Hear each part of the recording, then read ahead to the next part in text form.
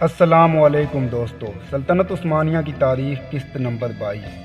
Video شروع کرنے سے پہلے ہمیشہ کی طرح آپ سے گزارش ہے کہ چینل کو سبسکرائب کر کے بیل آئیکن کے بٹن کو دبا دیں تاکہ تمام نئی آنے والی ویڈیوز کا نوٹیفیکیشن بر وقت آپ کو موصول ہوتا رہے۔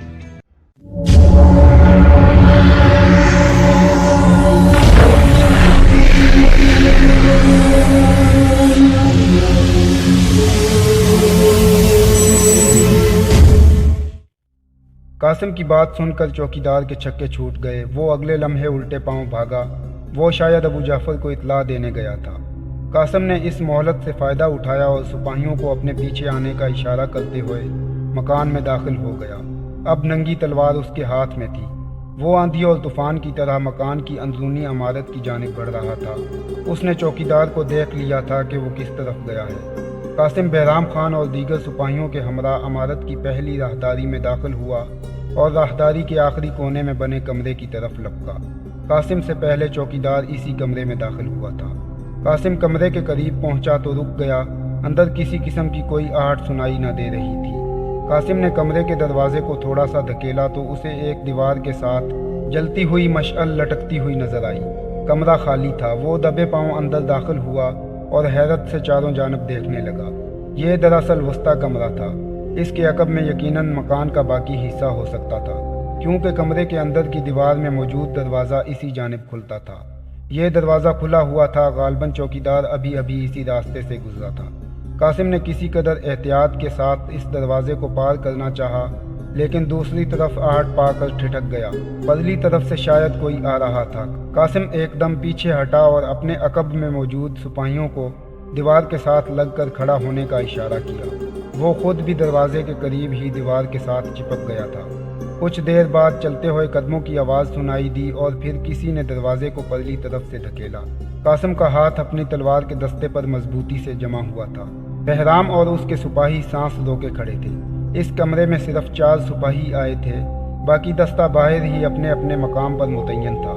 جوں ہی دروازہ کھلا، سب سے پہلے ابو جعفر کمرے میں داخل ہوا۔ اس نے رات کا لباس پہن رکھا تھا اور اس کی آنکھیں نیند سے لبریز تھیں۔ اس نے کمرے میں قدم رکھا اور اگلے لمحے اس کا منہ کھلے کا کھلا رہ گیا۔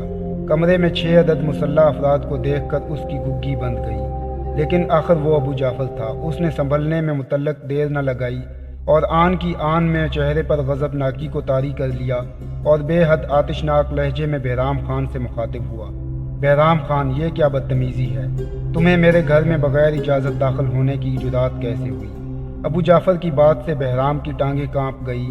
اس نے منمناتے ہوئے لہجے میں کچھ کہنا چاہا، لیکن قاسم نے آگے بڑھ کر اپنی برہنہ شمشیر ابو جعفر کے سینے پر رکھ دی اور سانپ کی طرح پھنکارتے ہوئے کہا، نیلی آنکھوں والے نقلی عرب اور کیسر قسطنطنیہ کے خطرناک جاسوس کو مسلمان سپاہیوں پر آنکھیں نکالنے سے پہلے اپنے گریبان میں جھانکنا چاہیے۔ یہ قاسم کا ایک نفسیاتی حربہ تھا جس میں اسے بہت کم کامیابی ہوئی۔ ابو جعفر ایک منجھا ہوا جاسوس تھا۔ اس کی آنکھوں میں قاسم کی بات سے صرف ایک لمحے کے لیے خوف کی جھلک نظر آئی اور پھر اگلے لمحے اس نے پوری طرح اپنے آپ پر قابو پا لیا اور انتہائی غصے سے کہا، یہ کیا بکواس ہے؟ تم کس قسم کی اوٹ پٹانگ باتیں کر رہے ہو؟ کیا چاہتے ہو تم؟ بہرام، جو خود کو ایک ماہر سراغ رساں سمجھتا تھا، ابو جعفر کے چہرے کو غور سے دیکھ رہا تھا۔ اس نے دل ہی دل میں کہا، قاسم بن ہشام نے ابو جعفر پر ہاتھ ڈال کر غلطی کی ہے۔ یہ شخص وہ نہیں جو قاسم سمجھ رہا ہے۔ قاسم کو بھی ابو جعفر کے جواب سے مایوسی ہوئی، لیکن اس نے کوئی پرواہ کیے بغیر اپنے ساتھ آئے سپاہیوں کو حکم دیا، گرفتار کر لو اسے اور لے جا کر خفیہ محکمے کے تہہ خانے میں پھینک دو۔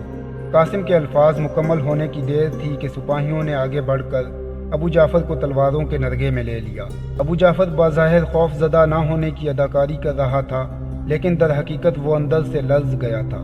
سپاہیوں نے اس کے ہاتھ پیچھے کی طرف کر کے زنجیر پہنا دی۔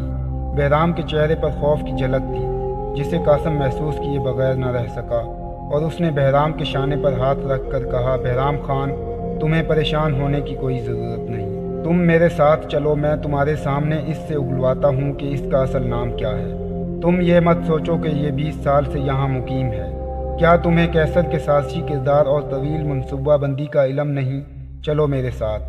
بہرام قاسم کا فیصلہ سن کر کانپ گیا۔ قاسم شہر کے ایک مذہبی پیشوا کو خفیہ محکمے کے تہہ خانے میں اذیتیں دینا چاہتا تھا۔ یہ بات بہرام کے لیے پریشان کن تھی۔ وہ ادرنا کے لوگوں کا مزاج جانتا تھا۔ وہ سوچ رہا تھا کہ قاسم نے اگر خطیب المغرب سے پوچھ گچھ کی تو شہر میں ہنگامہ کھڑا ہو جائے گا۔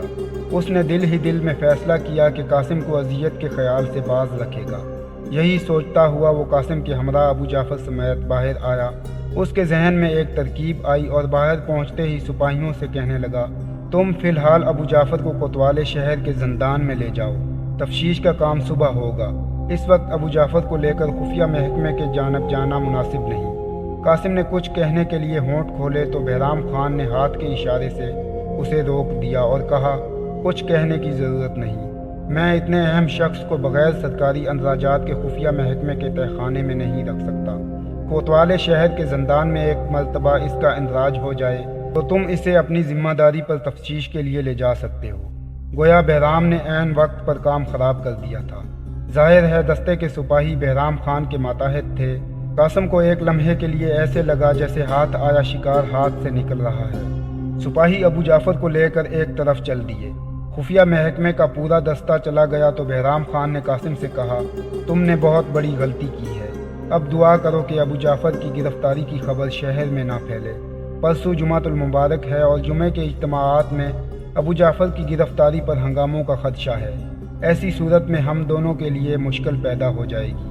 سلطان کے بیٹے ہم پر چڑھ دوڑیں گے۔ بہرام کے منہ سے سلطان کے بیٹے کا لفظ نکلا تو پہلی مرتبہ قاسم کی توجہ شہزادہ محمد کی جانب مبذول ہو گئی۔ اسے یاد آیا کہ شہزادہ محمد نے قاسم سے دوستی کا وعدہ لیا تھا۔ اس کے ذہن میں خیال آیا کہ وہ صبح ہوتے ہی ابو جعفر کے سلسلے میں شہزادہ محمد سے بات کرے گا۔ یہی سوچ کر اس نے اطمینان کی سانس لی اور اپنے گھوڑے کی طرف بڑھ گیا۔ بہرام بھی اپنے گھوڑے پر سوار ہو چکا تھا۔ وہ کچھ دیر تک ایک دوسرے کے ساتھ ساتھ چلتے رہے، پھر قاسم نے بہرام سے اجازت لی اور گھوڑے کا رخ گھر کی طرف موڑ دیا۔ معزز دوستو، آج کے لیے اتنا ہی کافی۔ ملتے ہیں اگلی ویڈیو میں۔ امید ہے آپ کو ویڈیو پسند آئی ہوگی۔ ویڈیو پسند آنے کی صورت میں لائک کا بٹن دبا دیں اور چینل کو سبسکرائب کر کے بیل آئیکن کے بٹن کو دبا دیں تاکہ تمام نئی آنے والی ویڈیوز کا نوٹیفیکیشن بر وقت آپ کو موصول ہوتا رہے۔